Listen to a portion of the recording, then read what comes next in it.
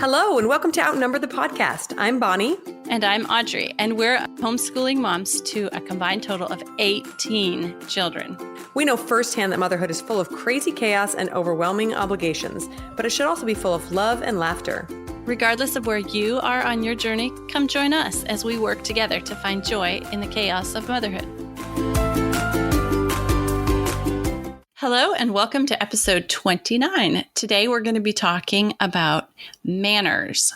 And before we start, instead of reading a humor segment this time, we're going to ask you guys to send us your funny things your kids have said, or your crazy mom moment, or something you thought you'd never say, because we want to hear from you guys, and we want to laugh with you guys, and we want some comic relief in our life. So you guys email us outnumberedthepodcast@gmail.com and tell us something funny that's happened to you.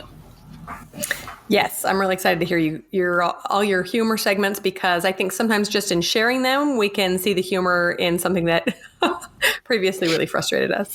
Yeah. Okay, I am going to also remind everyone that we would love to get a review from you on iTunes. We just love hearing what you have to say so much, and it helps other people find us. The review we are going to share today is one of our first reviews by A Fun Mom. It's entitled Refreshing. She says, "What a refreshing podcast. It's wonderful to hear how successful families happen. Keep up the great work." Thank you so much. We really appreciate it. So hop on there, share a review anytime you get a second. We'd really appreciate it. Yes, absolutely. Reviews help other people find our podcast when they're searching in iTunes. Okay, so today we're going to cover the topic of manners. Now, there are probably hundreds of different manners we could talk about, but we've decided to discuss 30 manners that are important to us, and we try to teach our kids in 4 different areas of life. Yeah, I'm really glad that Audrey took the reins on this one, because I was thinking, I don't think I have much to say about manners. My kids are not that polite, but she came up with a lot of great ideas. And actually, we do have a lot to say about this, so we're excited to share. To start off, we just want to mention that the best way to teach good manners is to have good manners. Sadly, example is the number one teacher. And so if we find ourselves falling short in these areas, the first thing we can do is to improve ourselves in order to teach our kids. In previous episodes, we've talked about caring too much about what other people feel and think, and having that affect the way that you interact with your kids. But I do think it's important to make a good impression with your family, with my family. And so like and not be a burden on other people. So for example, if we go somewhere and all my kids make a huge mess and are very loud and chew with their mouths open and make it generally very uncomfortable for the hostess, I don't think we would be invited back or be welcome in certain areas or situations anymore. So manners are, in my opinion, a good way to have our family make a good impression on others. And I love it when I'm like at the grocery store or out and about and people say, "Oh, your children are so well behaved." In fact, my kids know that that's code words for, "You guys are going to get a reward when we get home because you did so good that someone complimented us." I love that. Yeah. And I also feel like it's kind of our responsibility a little bit to be ambassadors of good motherhood, right? Yeah. So like, we go out and it doesn't mean your kids have to be perfectly behaved. Everybody understands that kids throw fits and are naughty or whatever. But when we teach them good values and good manners, it shows. And when people see that, they're more likely to have a favorable impression of a big family or a small family or a family that shops at Costco. I don't know, whatever you do, they're going to think, "Oh, what a good example of a family." And sometimes, especially in today's day and age where not everybody loves the idea of having a family, I think that's an important thing to do. Right, exactly. I think we can illustrate that by the time we have 9 kids, we ought to have it down a little bit together. Right. Yeah, so we want to mention that there are definitely differences in what's considered polite different regions and different cultures, right? So I've lived in other countries, and certain things are considered no-nos that might not be considered that way here. I'll give you a quick example. I served as a missionary for my church in Russia, and they mentioned that books are very, very important to Russians. Probably specifically because especially scripture, probably because for many years, the Soviet Union did not allow people to own their own Bibles. And so they mentioned in our training, they said, make sure that you really respect books and that you never place scriptures on the floor because they're, holy books. I thought that was interesting. But what did I do? First Sunday there, I show up to church and I stick my scriptures under my chair, which is what I always did at home. And I remember a small child, maybe 4 or 5, came up to me and just started jabbering at me. And I had no idea what he was saying, of course, and pointed at my scriptures and shook his head like, no, you don't do that. Like even the 4-year-old knew we don't put holy books on the floor. And I thought, how interesting. And that was something that I had to learn in order to fit in culturally. Yeah, that's pretty cool. Okay, so my number one tip for working with kids and manners is to start teaching them young. A 2-year-old loves to show you how they can chew with their mouth closed. And whereas if you're trying to teach a 13-year-old to chew with their mouth closed, it's just a losing battle at that point. Right. The young ones are always trying to please, and they get kind of a special thrill out of that. And if they have that ingrained since their youth, then maybe they'll rebel, but eventually they'll come back, hopefully. Yeah. So it'll be a good habit by that time. Exactly. So the first area of life that we want to talk about manners is in our table behavior. And this is probably one of the first things we think about, right? Because we feed our children 3 times a day or sometimes more. And to have kids that know how to behave appropriately at the table is very important. Yes, because we are at the table 3 times a day or eating 3 times a day, it is a good opportunity to use it as a consistent time and place to teach manners. So the first one here is please and thank you. And please pass and then thank you after it's passed. And then if those words are not used, then the thing doesn't get passed. So it's a good little way to start learning manners. Right. If you want your mashed potatoes, I better hear the P word. I have a sister-in-law who's very, very good at teaching her kids manners. And one of the things that she always focuses on is saying no, thank you. So when someone offers you something, instead of no, it's just no, thank you. Thank you for offering, but I'll pass. And I just really love hearing that out of a little 4 or 6-year-old's mouth. It's the cutest thing ever. Yeah. Okay, so one of these examples is chewing with your mouth closed. This is a huge one at my house. It really irritates my husband, and so we talk about it a lot. But it's one thing that you can definitely be an example of, but also you can role play it. Anytime at the table or away from the table, somebody can be chewing a snack and just say, "Oh, what's the rule?" And let's try it all out. Let's try to keep those lips closed. And it's kind of something they have to be trained to do, but they can do it even at a young age. Yes, I'm super sensitive to food chewing noises too. So that's a big one at our house too. The next one is passing food or passing items. So this is like, do you pass left to right or do you pass right to left? The food goes around in a circle at the table. Although at our house, a lot of times we do dishing up cafeteria style in the kitchen because sometimes it's just easier. It takes such a long time to get all the food passed around. Yeah, exactly. But anyway, the kids do need to know how to pass food. Yeah. I will actually share an example of how we do this lately. Oftentimes we do the same way. We'll spread it all out on the bar and everybody serves themselves and then goes to sit down. But because we have so many small children that are not very adept at passing big containers or serving themselves, I leave all the plates by me and I'll have the food right by me. And then I'll dish up a plate, pass it out, dish up a plate, pass it out. So that's kind of how we work. And maybe if you have small children, that might work for you too. Right. Yeah.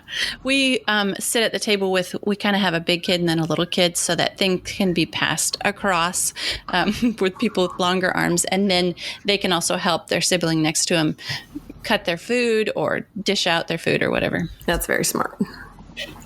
So another item to be addressed at the table is when to start eating.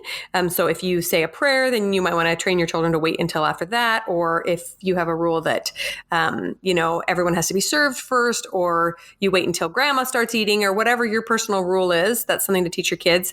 I personally have a pet peeve when I see people eating before women and children start eating.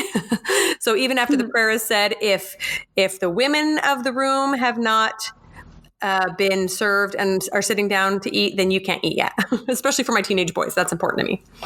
Okay, then moving on to utensils. There's kind of two parts of this. So how to properly set a table with utensils. Where does the knife go? Where does the spoon go? Where does the fork go? And little kids that are learning how to set the table, that's a good way they can help get a meal ready, but they can also learn, the proper way to set a table. If you have two forks, which one goes where and all that kind of stuff.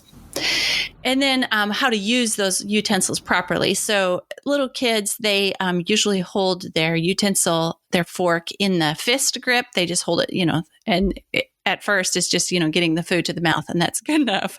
But at some point, the kids should switch to more of I don't even know what the adult grip is called. And it comes at an age, with each kid where they learn how to balance it between their second and third fingers, and use their thumb to steer and all that. And that's kind of fun to teach them. It's different age with each kid, but it's not very nice to see, a 16-year-old boy. Have you ever seen a 16-year-old boy still using the fist grip, hunched over his plate, shoveling it? Oh, no, not good manners. No. Yeah. And another thing that I like to always pay attention to is elbows on the table. And admittedly, this one is hard for me because I like to lean forward and talk and interact with my family. And I often do it myself, but my kids are quick to call me on it. So they're learning quickly. Well, with big families, it comes to a point where there just isn't enough space around the table for everybody to put their elbows on. Okay, next we have napkin usage. So the proper thing to do is, good manners is to put your napkin on your lap and to use it to wipe your face. But my kids seem to think that the proper thing to do is wipe their mouth after they've been eating ribs on their shirt or on the skirt of the sister next to him or something like that. So that's a good manner to work on. Yeah, I will share something quickly here. Last night was one of my kids' birthdays. My 12-year-old turned 12, and we took him out to dinner just with mom and dad. And we don't do this a lot, but I want to get in the habit of doing it more because I feel like it's a good way to get kids to focus on their manners and have one-on-one time with mom and dad in a special environment where they're expected to be on their best behavior and act really well.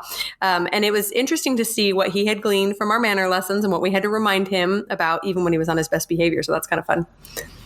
Yeah, there's a cute story from when my dad was a kid, and his parents would take my dad and his sister, I guess there were just a couple of them, out to a really nice restaurant to teach him good manners, thinking that the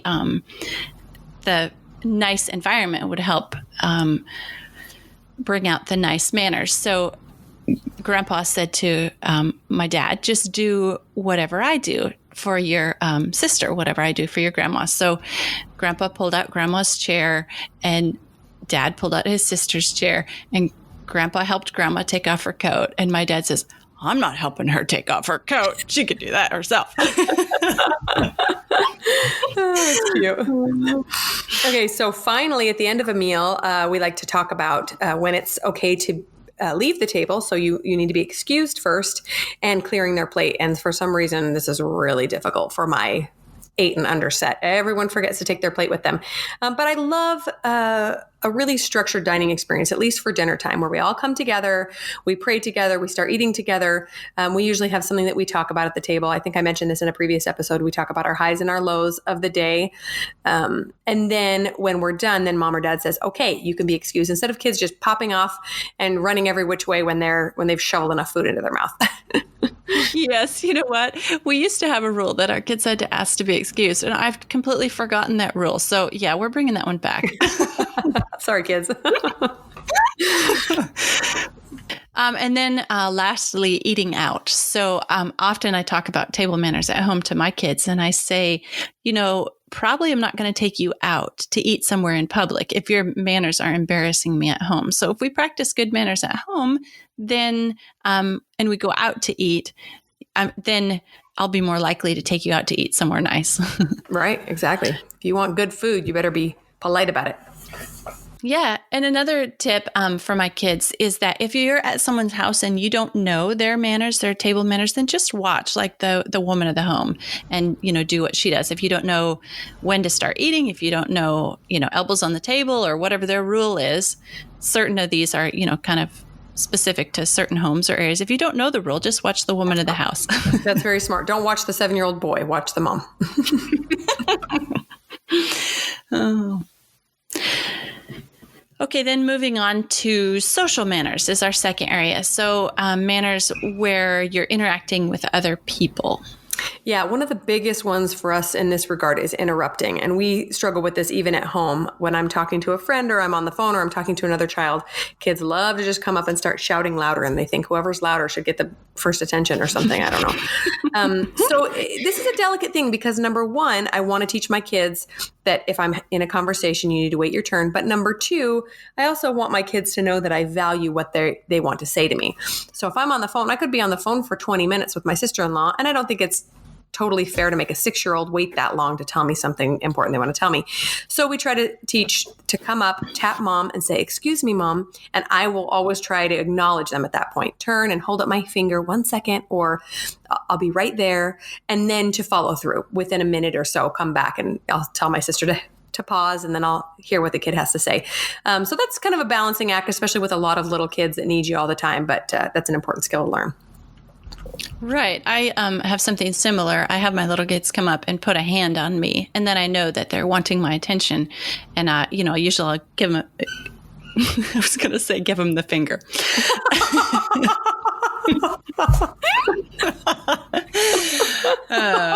Forget you, kid. I can't picture you doing that, Audrey. What I was trying to say was, and then I'll usually lift my index finger to let them know I know they're there, and they have to wait a second, and then I'll address them as soon as I can. Another topic with social manners is how to address adults. So this is regional. Like in the South, it's polite to put Mr. or Miss before a person's first name, like Mr. Fred or Miss Florence or, whatever, to have a title of address. But then if you go to, say, New York City or the Pacific Northwest and you call somebody by that address, it might be taken as if the kid is being cheeky or something. So just whatever your regional manners are for addressing adults. Yeah, I like that. So for us personally, anyone that belongs to our church congregation, we call sister or brother.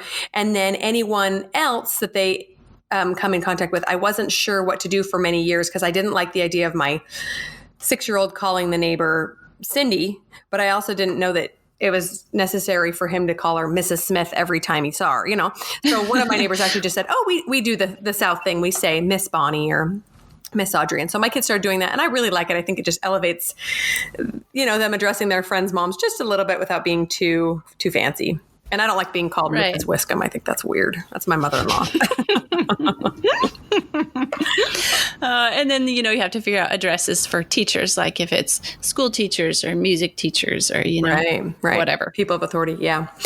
Yeah. And so then that leads us on to talking about people in public. So this is a big issue for a lot of younger kids. It's really hard for them to understand that it's impolite to stick their arm straight out and point at somebody across the store and go, "Mom, why does that guy have whatever, glasses, braces, a wheelchair, anything to embarrass you?" And so we've tried to teach this one, but I still have one child in particular that this is very difficult for.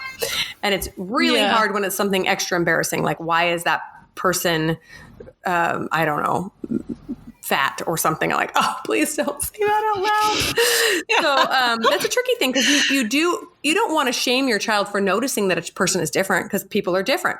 Yes, kids just have natural curiosity and they just want to know why this person looks different or is different or acts different. Right. And I think that we can take those opportunities to teach them and inform them about differences without shaming them. And this is especially important with racial differences. To say, they'll say, "Why does that person have dark skin?" You'll say, "Oh yeah, isn't that interesting? They have dark skin and we have lighter skin. And you have another friend that has skin kind of in a color in between those two. Isn't that interesting that everyone is different?" Something like that. But I will say that in an experience like that, where a child is saying something that you as an adult feels is embarrassing, the best thing that can be done is to make eye contact with the person, the other adult, smile, and then diffuse the situation with your child. Like, oh, that's not a very nice word to use, but you're right. That person is different from us. That's interesting to notice, and that can go, just the eye contact and the smile can go a long way in helping someone not feel so embarrassed because your kid just outed them. Oh, that reminds me of one time, and I didn't have that nice reaction. So one of the first times my kid did this, point and loudly say, so it was this woman, and we were in a shoe store in the mall. And so I guess my daughter she was about 4, and she was looking at legs and feet. And this woman had some condition where her legs were really, really swollen down by the ankles. And my daughter points at her and says, "Mom, does that woman have elephantitis?" Oh my gosh. I don't even know where she heard that word or anything. What? So I think I grabbed her hand and scurried from the store. I don't think I even tried to discourage that situation. That's really Diffuse hard. the situation. Yeah, that's really hard. Poor woman. I'm sure she was just being curious, but I was embarrassed. Yeah.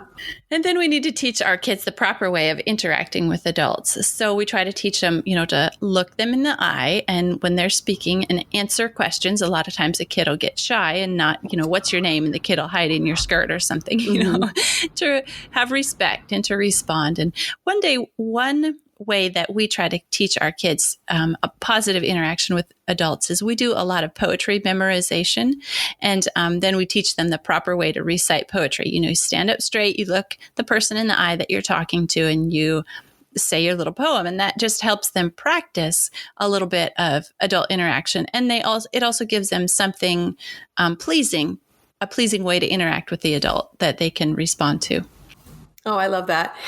We also talk a lot about this in regard to giving like little sermons at church, because our kids have a lot of opportunities to stand before their group of peers and read a scripture or something like that. And so I love teaching them, okay, remember, eyes up, we look out. And if it's hard or embarrassing or scary, you can look at a spot on the back wall, or, these important skills for public speaking or for talking to people that might be a little intimidating. Okay, so that leads us on to phone etiquette. Now, this is a little tricky in this day and age because most people don't even call anymore. They just send a text or an email or something.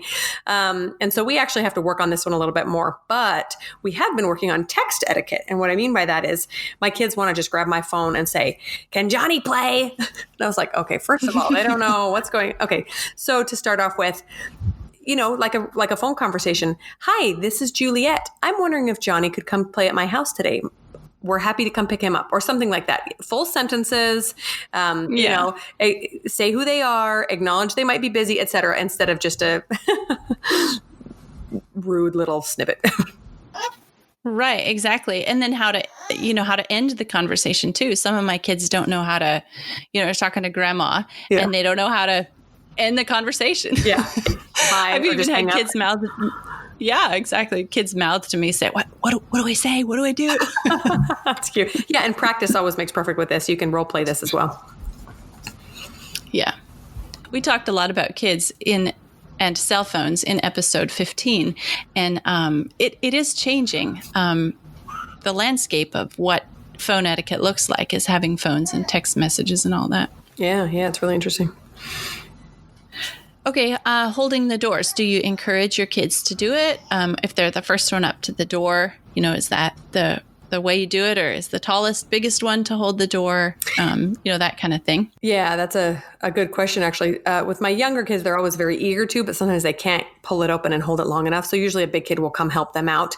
And I'm usually got, a kid in one arm and a bag in the other or something. And so there's actually a lot of opportunity for them to help out just me. And then they're usually pretty good at holding it for the person behind us or something like that. I will share an example of this really quickly. I thought that this was pretty common courtesy, right? To hold a door for someone, especially someone who's obviously struggling.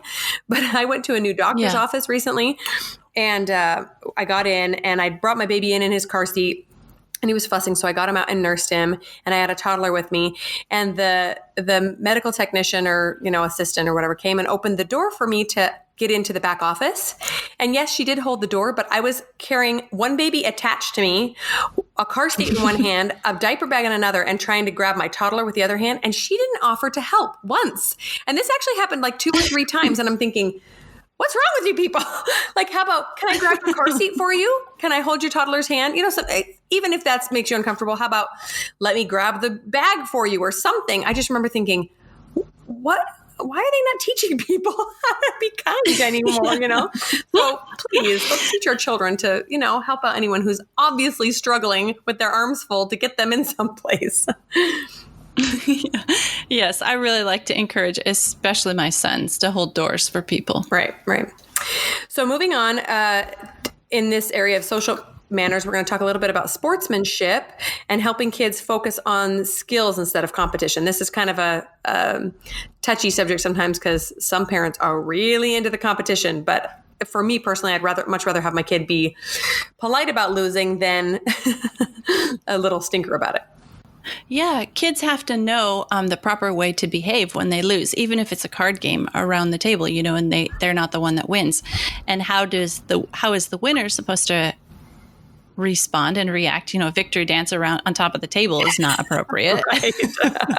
Right. And how's the kid that loses supposed to respond? Crying under the table, curled up in a ball, is also not an appropriate response. Exactly. This is also side note, this is a huge one that can be taught by example. I will say first thing that I am a very sore loser, and I've had to learn to be better over the years because my kids copy me, and it's very embarrassing. Yes. Yeah. So teaching them just that, it's not about who wins or loses, but it's about having fun together and being together and doing something together. Right. Thank you cards, or just in general saying thank you. How is the appropriate way for them to respond when they're given a gift or someone does something for them? I think a good old-fashioned handwritten thank you note goes a long way, especially in our day and age when everything is becoming digital and online. Yes, exactly. And what a great way to teach your kids good handwriting too. Sit down. We're writing thank you notes to grandma. And it's a good opportunity to teach them how to, address an envelope. Your address goes here and their address goes there. And Yep. Okay. So moving on, just a quick thought about empathy. So some people might not consider this a manners thing, but I think it really is to acknowledge that someone is feeling badly. So I'll give an example. My kids were kind of crazy today and fighting with each other. And I feel that it's really important for them to stop at the end of a disagreement, acknowledge that they may have hurt someone, to apologize sincerely, and then to just be aware of someone else's feelings above their own. Yeah, exactly. Teaching them to say, I'm sorry is good manners. And also it makes it easier on them later in life to, be able to apologize when you screw up. And that's one thing that we can and should teach by example. Right. Moving on to so in social manners, talking about church traditions or religious. So after our services, we go around the room and shake hands and say hello and speak to everybody. So that's kind of a little manners thing that the kids have to learn. And, other churches, other religions have different forms of interaction and communication and manners, things that they do. And it's always interesting to teach these little things to kids. Yeah, I love that. There's something just so refreshing about seeing a child come up to an adult, shake their hand, look them in the eye and say, hi, how are you today? I just love it. It's the cutest thing ever, whether they're 6 or 16, it's just such a valuable life skill. And then, right. I mean, they have to learn how to teach with their right or shake with their right or their left hand, that kind of thing. Right. And then finally in this area, sharing is a big thing. So I've tried to teach my kids to share, especially community property. So if it's something at, the nursery at church or something that the family owns, then obviously we have to take turns with it. But I will bring something up in this, something kind of controversial. I remember several years ago when I was a young mom. So when I was a young mom, I always encouraged my kids to share no matter what. If somebody wanted the toy they had, I encouraged them to give it to them. And then I read an interesting article several years after that said, wait a minute, if somebody owns something, is it really necessary for them to give it away if somebody wants it? And that was kind of an interesting thought to me. And so I've thought about that a lot. I've tried to teach respect for personal properties, so if Johnny is playing with a toy that's his and Susie comes over and wants that toy, I actually have to explain to Susie, actually, that's Johnny's toy. If he wants to share, that would be great. So that's kind of a controversial thing. Some parents think that Johnny should always give the toy to the other kid, but I'm like, well, that's not really real life. An adult's not going to say, oh, you want to borrow my car? Sure, here you go. So sometimes I'll say it'd be really nice if you could share, but maybe not force him. Right. There are things that are appropriate to share and there are things that are not appropriate to share. Like, I am not sharing my toothbrush with you, kid, no matter what. Good point. This also reminds me of a Studio C. We'll have to link it in the show notes about kids and sharing at a daycare. It's super hilarious. And my kids, it's a good opportunity to kind of laugh at the bad manners of others and talk about maybe a little more appropriate sharing. Ooh, I don't think I've seen that. I'll have to watch it. Okay, now moving on to our third area that we're going to talk about manners in. And these are just general manners that you can take into any situation anywhere in life. Yeah, things like please and thank you, which we mentioned at the table. Excuse me. Oh my goodness, I cannot stand it when my kid burps or does something disgusting and doesn't say excuse me. My two-year-old has been trained that it's funny to say, I farted. Trained simply because everybody laughs at her when she says it. Well, it's adorable, let's be honest. A fun side note is when we were growing up, if somebody passed gas, we just ignored it. Like we were like, or we might giggle or something, move on. In my husband's family, they said, excuse me. And I thought that was really quite hilarious when I met him and I was like, you guys actually acknowledge it? But I think that's the polite thing to do. Yes, that just happened. Excuse me. Yeah. And then things like may I or pardon me, etc. I love those pretty words. I have kids that are more inclined to pick up and use words that, these manners words than others. And then I have others that every time they ask for something, you have to remind them to say, may I, or please, or anyway, just interesting side note about kids. Mm-hmm. And speaking of farting, we're moving on to bathroom words and talk. There are, if you have boys, you have bathroom words. Actually, if you have kids, you have bathroom words. They think it's funny. My sister with her boy finally resorted to saying, if you want to say bathroom words, you need to be in the bathroom. I love it. So he would go in the bathroom and he would shout at the top of his lungs, poop, poop. Backfired. A side note about this too, I'll mention is sometimes my kids love to talk about private parts and giggle and laugh and laugh and laugh, right? So I don't want to shame them for talking about anatomy. I want them to use the right words for things, but I try to kind of, calm them down and say, actually, if you need to talk about those parts, come talk about them, but we're not going to giggle and make fun of them, so they're not joking about, private parts. I know boys have about 100 different ways to refer to their private parts, and they just get they just have this contest to see who can say the funnier word or something. Yeah. I don't know. Yeah, that's gross. But yeah, I think there's an important distinction. Like we're not going to, don't tell them it's a bad word because it's not a bad word. It's just not appropriate to be screaming out on the street. Right. If you're with your buddies in the locker room, say whatever you want. But, when you're around a lady, exactly. When you're around a lady, then speak respectfully. Exactly. Yeah. So moving on to personal hygiene is kind of related to that. So coughing, sneezing, picking your nose, you can have all kinds of rules regarding these. I personally make sure that my kids are saying, excuse me, when they cough or sneeze, that they're covering their mouth, and that if they need to take care of something like picking a nose, that they do it somewhere I can't see it or with a tissue.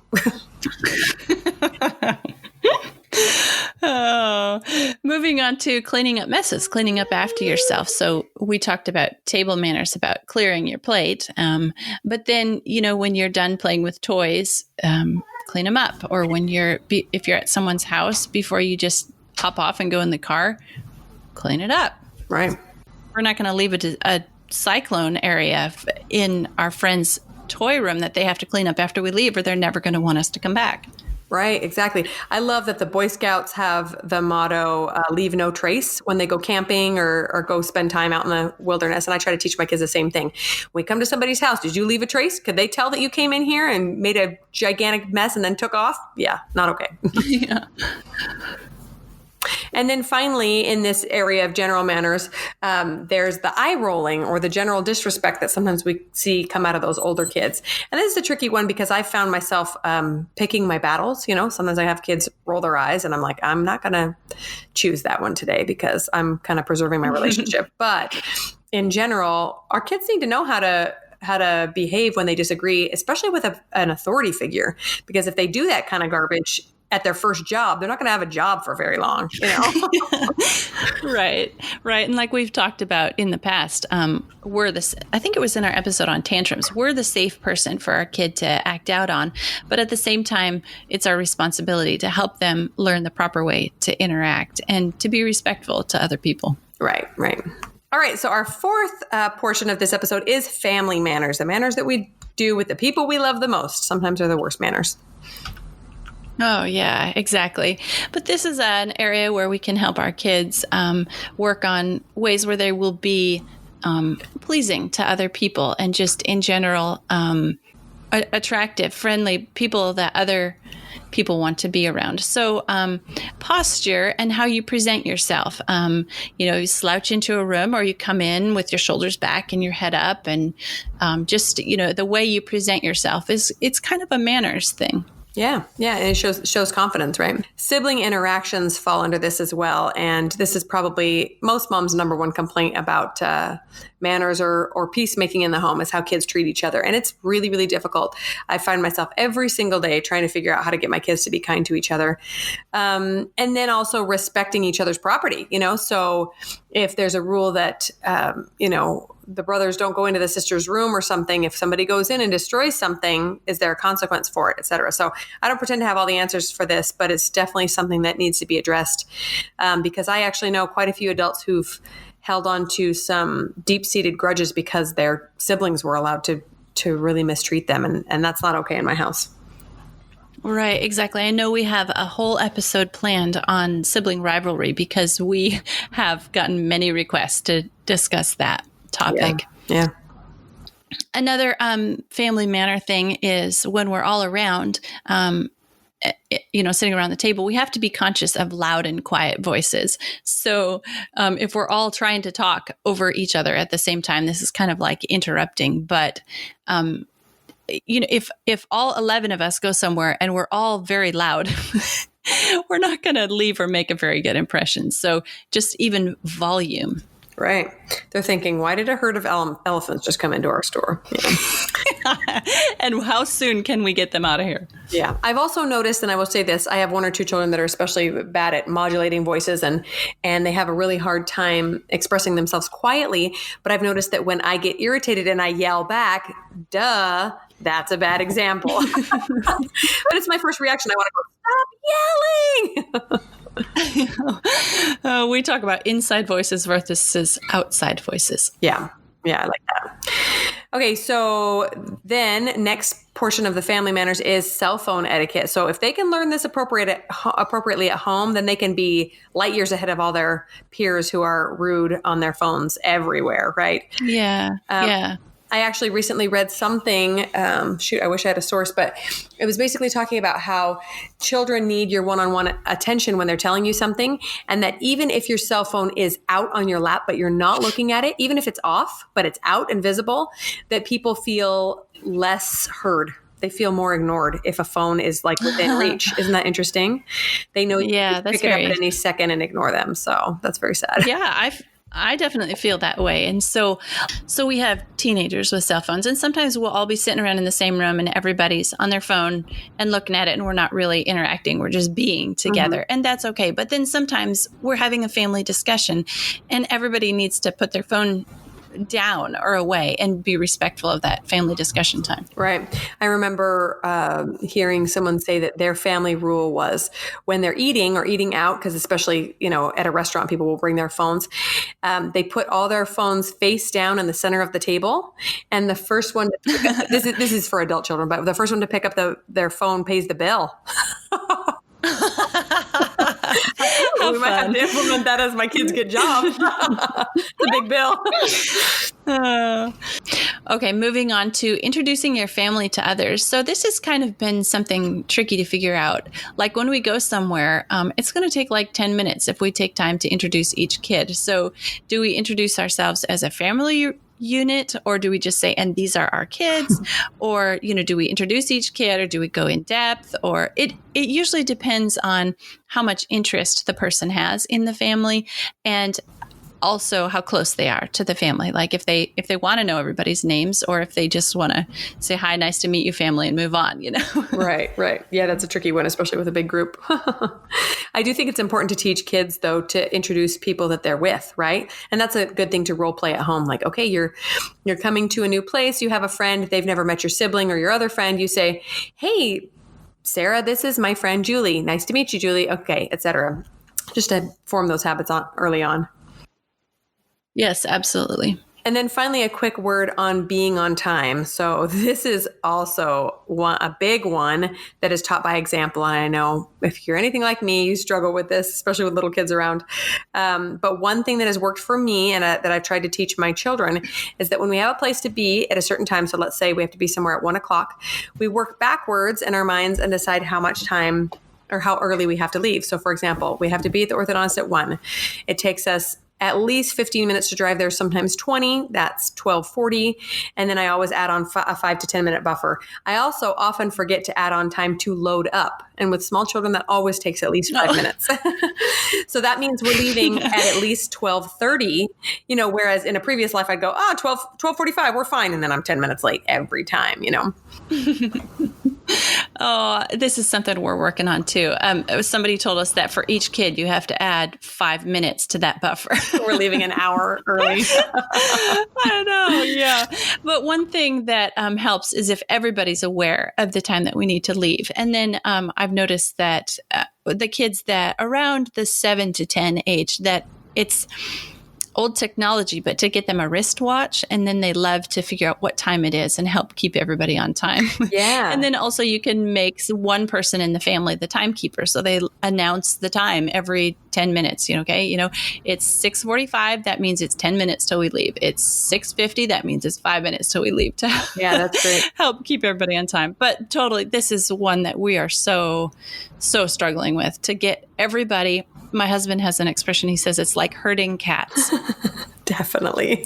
to get everybody headed in the same direction at the same time is such a struggle. But it is rude and bad manners to other people to always be late. Right. And I will say that a big tip for the kids that tend to get really invested in something they're doing, when you know it's going to be time to leave soon, is I always give at least 2 warnings for those kids. Is I'll say, hey guys, look at the time. In 10 minutes, we're going to need to load up. And then 5 minutes later, we only have 5 minutes. So, they might still throw a hissy fit when it's time to put the book down and come, but at least they've been warned twice instead of just bringing it on them out of nowhere. Yes, absolutely. This helps our kids too, to be mentally prepared to get ready to leave. Right. So now we're moving on to recommendations. If you are struggling with manners yourself, like you just weren't raised with manners, or you don't know the proper way to set a table, or anything that you want to know about manners, I would suggest getting Emily Post's book on etiquette. It's huge. It's comprehensive. But I use it. I didn't read it from cover to cover. Although I think one of my kids did actually read it cover to cover. Wow. And then kind of used it, to hit me over the head. Hey, Mom, you're not doing this right. Now she's the etiquette monster at your house. Yeah, exactly. Etiquette police. Yeah. But anyway, if you don't know, just educate yourself. And that's a kind of a fun resource to have and look up, hey, how do we set a table when we're having salad or whatever? Oh, I think I need to get that. And then I will just share a really simple book to give little kids. That's a fun one to read with little kids. Is the Berenstain Bears have a manners book. It's called Berenstain Bears Forget Their Manners. And that's a really fun one to read because, of course, the kids realize Dad's foot is on the table. That's rude. Or Brother Bear dropped his fork, or whatever the things are. I can't remember, but that's a really fun one to share with the little kids, and they can really easily point out what the bears did wrong. So we'll link to both of those below. Sometimes using what not to do is a fun way to teach what to do. Right. The kids love that. Well, to wrap up today's post, we just want to say that if you're working on kids and their manners, just know that you're not alone, because Bonnie and I are out here, each with 9 kids, trying to not beat, but work some good manners into them too. That's right. You're not alone for sure. Thanks so much for tuning in. If you've enjoyed this episode, we'd be so grateful if you'd leave us a written review on iTunes. If you have any questions or ideas for future episodes, you can reach us at outnumberthepodcast@gmail.com and find us on Instagram at outnumberthepodcast. See you next week.